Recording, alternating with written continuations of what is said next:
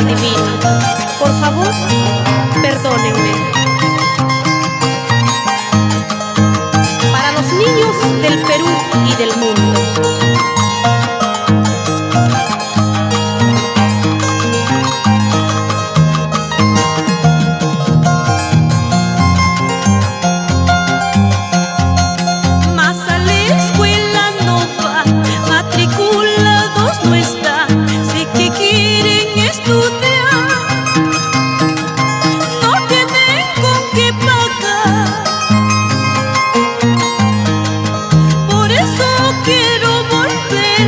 Es mi obligación velar por la integridad de mis pequeñitos.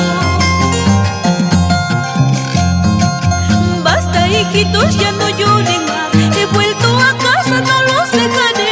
Solo les pido mirando al Señor que perdonen mi mal proceder. Basta, hijitos, ya no lloren más. He vuelto a casa, no los dejaré. Les pido mirando al Señor que perdonen mi mal proceder. Ama Huajaspaya, Yolanda Yayico.